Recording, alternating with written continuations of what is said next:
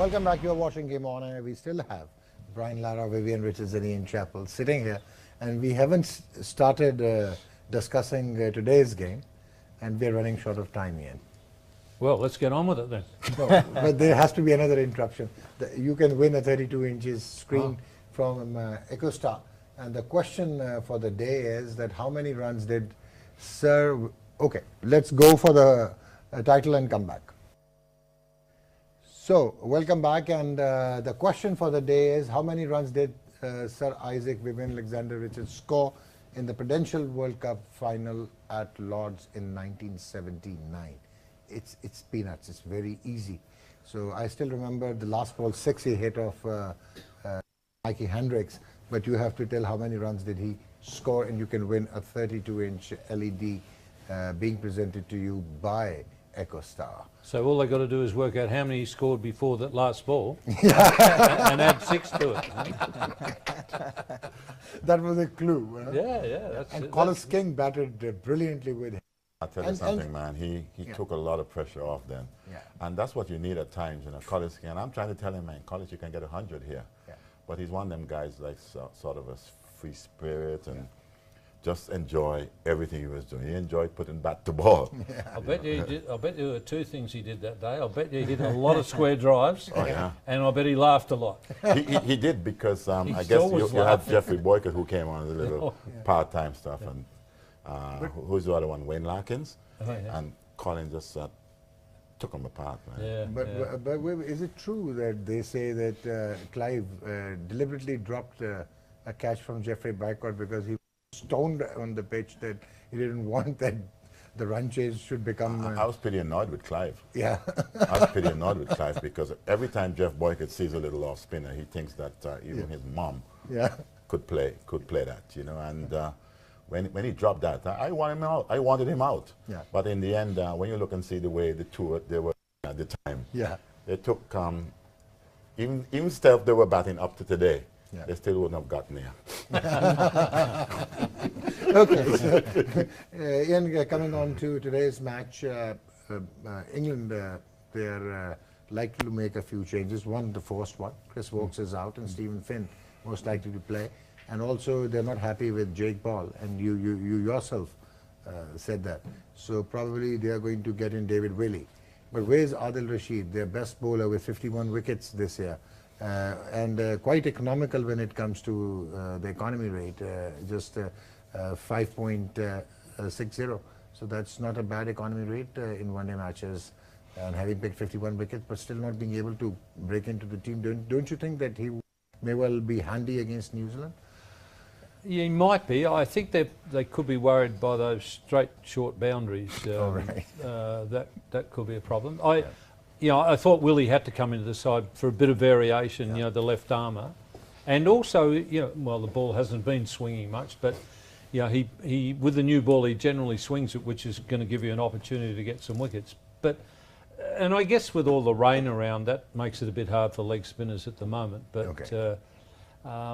you can over-theorise a bit. I mean, if the bloke's a good bowler and he gets your wickets, well, you know, and it's also not giving him much credit for having, you know, for being able to bowl in such a way that he's not going to get hit down there too often, or they're going to get themselves out trying to hit him straight back over his head. So, you know, I mean, the good bowlers, they can bowl accordingly, and they take into account that the short boundaries, and they make allowances for it.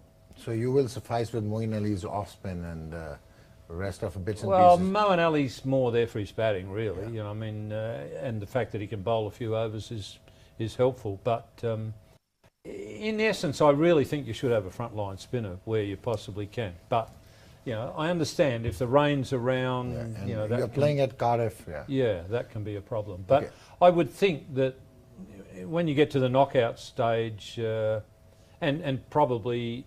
Where are they playing Australia? That's at Edgbaston, I think, isn't it? Edgbaston. Yeah.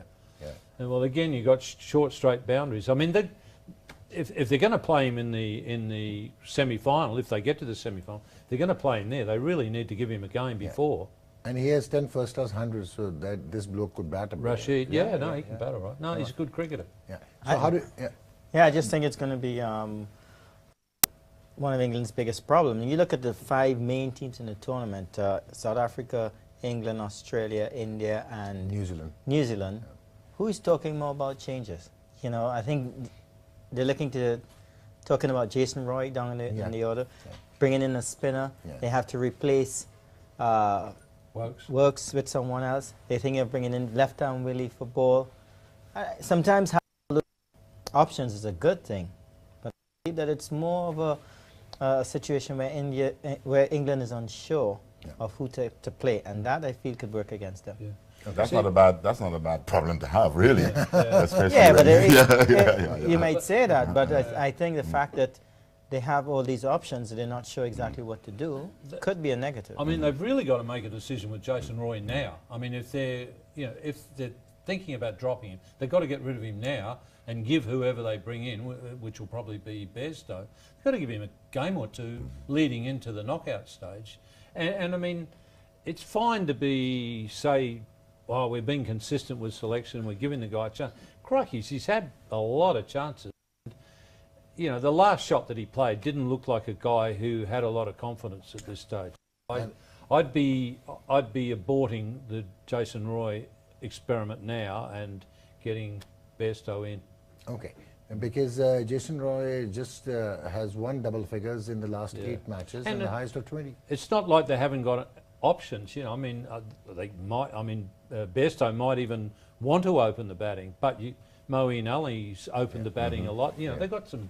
Got some options there, I think listening to all the comments, Morgan has given him the confidence. I think it's said that Morgan is not going to drop him, and he's going to play. Sometimes that could trigger a positive response from the batsman. So hopefully for England, for England's sake. It didn't look like it the other day with that shot. I mean, that was especially when you're struggling. Especially when you're struggling, you've got to look to take the ball up the ground and make sure that you meet the ball with the face of the bat. Right. When you start doing little things like that, and especially when you're not scoring runs, it just tells me that at some point that you're not prepared to try and work it out. Yeah, and also in the 5th over or the 6th over, and you're trying to do that, and you're not making any runs. I mean, that's almost saying, well, I haven't got enough shots here to get something going. You know. Ian, do you have a laptop on you?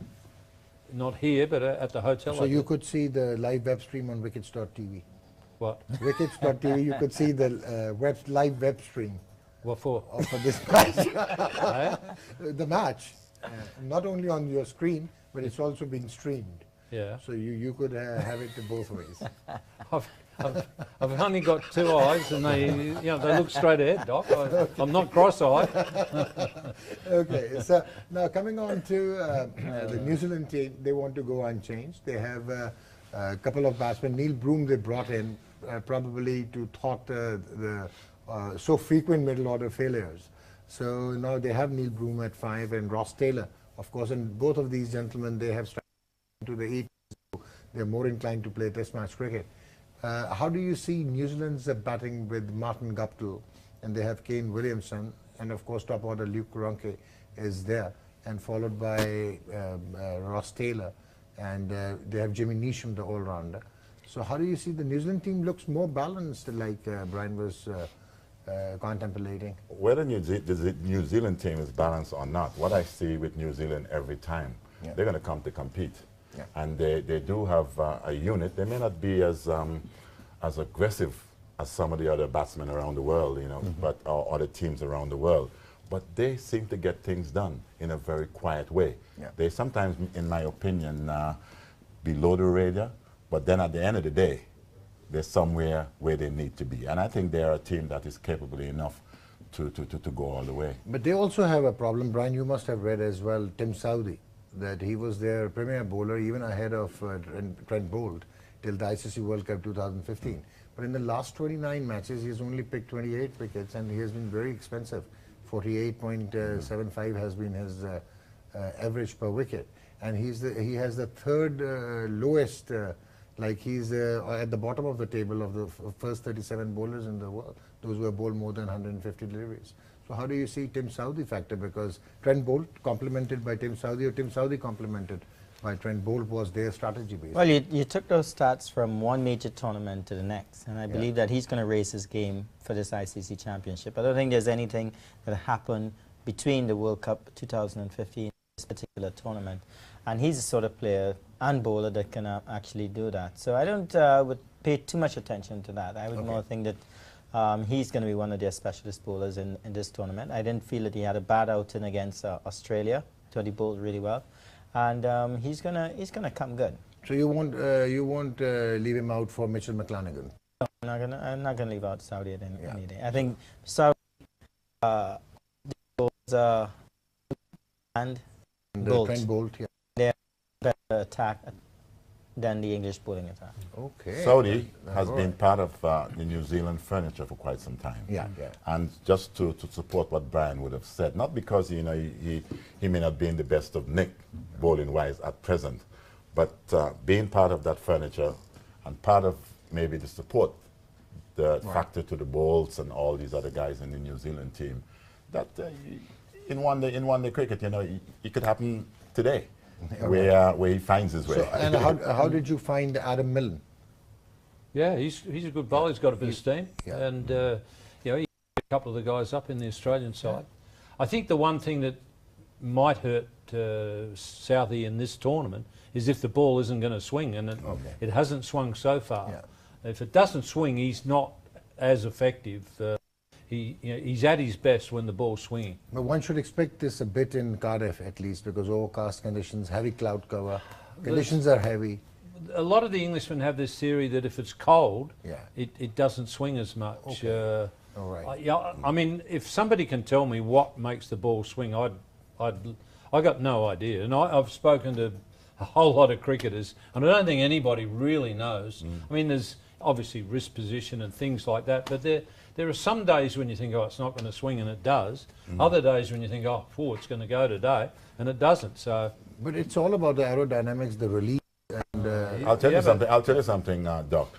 In England, sometimes when you see England or a day on its gloomiest, as a batter, sometimes you get in your head that this ball is going to drag around, it's going to swing around. Sometimes some of the best times to bat. Okay. And it's not necessarily sends that signal because it's gloomy that it's going to swing.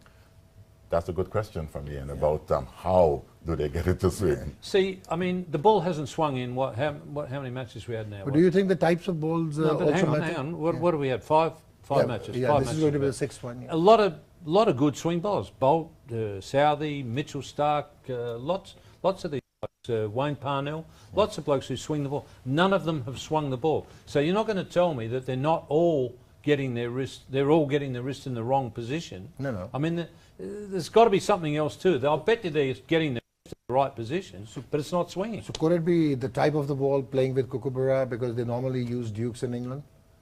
What are they playing with, the Kookaburra ball? Kookaburra, yeah. So are they? Could it be? Yeah. So could it be the reason?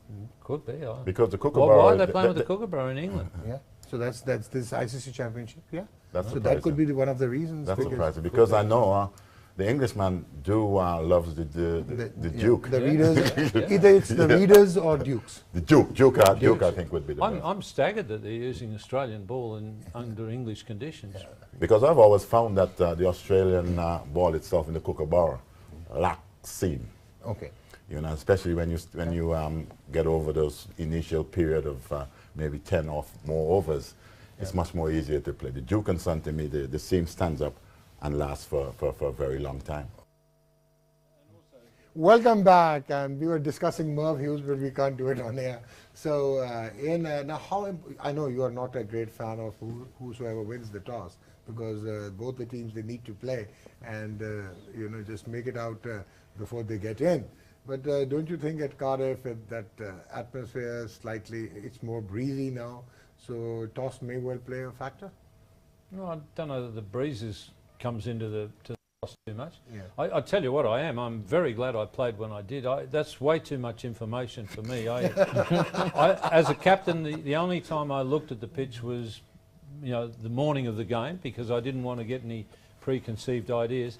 And really, you can go and poke around and look at it, but my ambition was to have a good long look at it while I was batting. And and you didn't want to go in with too many preconceived ideas. If you're sitting in the dressing room getting all that information about the drone and all that, I would hope that I was having a sleep when that was being played in the dressing room, because I don't want to hear all. I mean, I was lucky. I played a lot of my career at Adelaide Oval. That was my home ground, and you sat side on, and I really liked that, because I didn't want to be seeing what the ball was doing sideways. I wanted to see if someone was really quick. You got to judge the pace. The thing is, as a batsman, you go and play what's actually coming down. When I hear commentators talking about ball swinging, and they say, oh, you know, you've got to watch the bowler as he's running in, and that's why he's trying to cover the shine so you can see which way it's going to go. Well, I don't want to know about that. I want to play what actually comes down, not what I think's coming down. Okay, so we have a little tricky question that he's making a mention about this loads of information being given for the broadcasters and the drones and the pitch reports. But according to the ICC's anti-corruption code, if a player passes on such an information an hour and a half before the match begins, becomes a sin. But the commentators and the ex-cricketers, they're coming in and passing the information to the whole world. But don't you think it's a dichotomy, and it's no, like it's a bit of just giving contradiction? you what he thinks the wicket is going to be behaving like. What I know for sure, and some of the stuff that he discussed, is that the wicket was covered for most of yesterday. Yeah. So the things that I believe will be coming into the captain's mind is See, whether or not there's going to be some extra moisture on that wicket. And I think that would be quite useful. That's more important than what the wind's doing. So win the toss and put the opposition into bat first. Well, it depends. We are so far away that we do not really have an idea of exactly what this track's going to do. But these are some of the things, especially with the weather conditions and the wickets being covered for quite some time. These are some of the things that I believe would be in the captain's mind to what decision making would be all about. The important thing as a captain is that you only make the decision to bat or to field for one reason, and that's because you think it's the best way to win the game. Okay. Not because you're trying to protect your batsmen or you're trying to help your bowlers. Is this the best way to win the game? No. Yeah, Brian. So your 2 points about the pitch and the reports and the information that pours in. I think it's good to get those information. I think it's important for any playing captain or any team to understand what's going on. The fact that the pitch was under cover for 24 hours yesterday is going to play a big part. I still believe the best team is going to win. They bat first or bat second. I'm supporting New Zealand. I think that they've got the better team and a better plan. With the way they've executed against Australia, I think it proves to me that they're at peak at the moment. Okay. Going back to the old system, you know, that Viv and I played under, where you didn't have all that information, but you still had information if you wanted to go seek it, because the only guy who really knows what the pitch is going to do is the curator.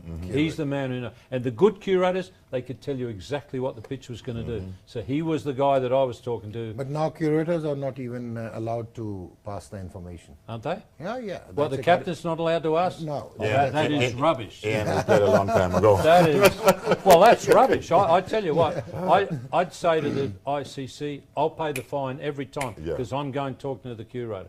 I'm not worried about what the television tells me. I'm asking the curator. Okay, but don't you think that it's this sort of condition where the pitch has been covered for 24 hours, you all say that it's going to, it must have sweated. So don't you think it suits Trent Bolt and Adam Millens and Tim Southees much more than what we have on the England attack? It would, but if England win the toss, they would think that they have that advantage to use the pitch. So. I think both captains will field first. I know Williamson is someone who likes to go out there and bat. He did it against Australia.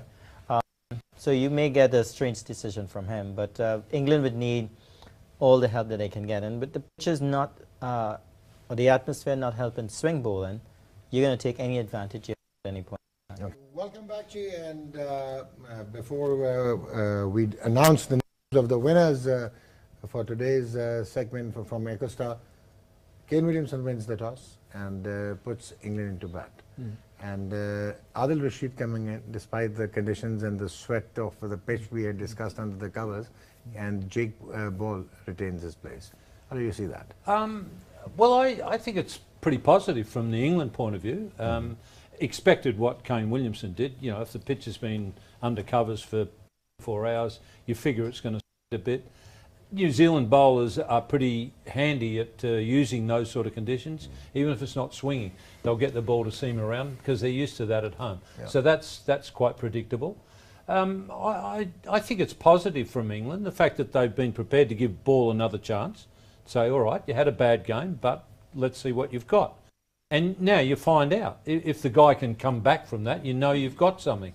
If he has another bad game, well, that tells you something else, and you get rid of him. The fact that they've played Adil Rashid is showing a lot of faith in the guy who has done some good stuff for them. So, you know, I see that as all pretty positive from England. Yeah, so Webb, how do you see a leggy coming in and at Cardiff where the pitch covers were employed, has been rain in the last couple of days and now still an overcast condition? Well, it looks like Owen Morgan does have a lot of faith in this guy. The weather's going to be much damper. Yeah. The conditions, I guess, would have been more suitable to the seam-up stuff. Yeah. But having him there, that little variety, and I think we all spoke about maybe having a recognized spinner rather than maybe the little bits and pieces spinners that we have. Yeah. And probably Ian Morgan hasn't forgotten those 2 overs from Stephen Finn in the World Cup match against New Zealand. Brendan McCullum smashed him for 49 runs in 2 overs. So that's still not to play him in this match, but obviously for him to be included in the team. 49 in 2. What was he worried Brendan McCullum was going to make a comeback, was he? Okay, so Brian, how do you see this? Obviously it was understood, you mentioned before we went for the toss, that Kane Williamson could do weird things, but he stuck to the conventions and put England in. Yes, and I think it's the right decision to make, especially with the pitch conditions expected. He's got an attack that can actually put England under a lot of pressure early. It could be a pretty short game, you don't know. They've got some very good bowlers who can maybe extract any little swing or seam that there is in the pitch. In terms of the Rashid decision by Morgan to play him, I would simply say with Australia, he's no Shane Warne, but in any conditions with Australia, have left out Shane Warne. If he's their most potent bowler for a period of time, you have to play him under any conditions, and I believe that he will come into his own. He could be a match winner later on in the game, you know, as the pitch have a little bit of wear and tear. Okay. And also, I mean, Morgan made the point that Stokes is fit to bowl his 10 overs. Yeah. So you got four seamers anyhow, so a bit of variety's not a bad thing. And you have 5 specialists. Yeah. Five specialists in a sense. So you're going into that, and Moin Khan may come in with a little bits and pieces, if needed. Okay, so Aisha, she is Aisha from Kahuta. She has won the 32 inches EcoStar screen, and Syed Rahim from Shujaabad. He is the second winner, and the correct answer was 138 not out, which Sir Vivian Richards scored in the Prudential World Cup final in 1979 at Lord's. And we take a short break. We'll be back for the final rights. Welcome, we are back again, and Ian is watching this SMD. You're getting to Cardiff, huh? Yeah, getting the feel. You're getting the feel. Especially on that big screen, it's great. Yeah. Did you ever play in Cardiff? No. It wasn't, well, certainly wasn't. It used to be Swansea, right? Sorry? It used to be Swansea for Glamorgan. Ah, the one, what was the one with all the steps up? That was Swansea. That's Swansea. Swansea, that's where I played, yeah. That was my old stamping ground, that. Edwards, what was his name? Bill Edwards, Bill Edwards, yeah. He was, I better be careful what I say, but he was the secretary of Glamorgan, and I've arrived 68 my first tour, and he said, we beat you Australians in 64, we'll beat you again, you know, yeah, that'll be nice. Anyway, I think we had a bit of a washout. 72 was a bit of a washout. We won in 75, and we thrashed him in a big hurry. Yeah. So I went looking for Bill. I said, hey, you didn't win this time, pal. He got up my nose a bit, that bloke. Okay, so like you anticipate a score of 300 under such conditions, even if it's like becoming a benchmark in this Champions Trophy? I don't think so. Just listening to what Nasir Hussain had to say, I believe that the English batsmen do have to try to consolidate early on. I don't think Jason Roy or Hales are that type of batsmen. If they get away, the run rate could be very good. But I think England could find themselves 1 or 2 wickets down very early, because those guys are pretty loose batsmen, and they prey on the fact that every pitch is going to be good, every condition is going to be great, and the ball is going to come onto the bat. Let's see what happens in the early overs, but Joe Root is going to be, again, the key player for England. And so Alex Hales, like, would he be comfortable in such conditions here at Cardiff against New Zealand? Well, he would have played in England. Yeah. So which means he's not, the conditions certainly is not going to be new to him. Yeah. Looking at the anthems and things like that played here, if you know, and you would have seen rugby matches.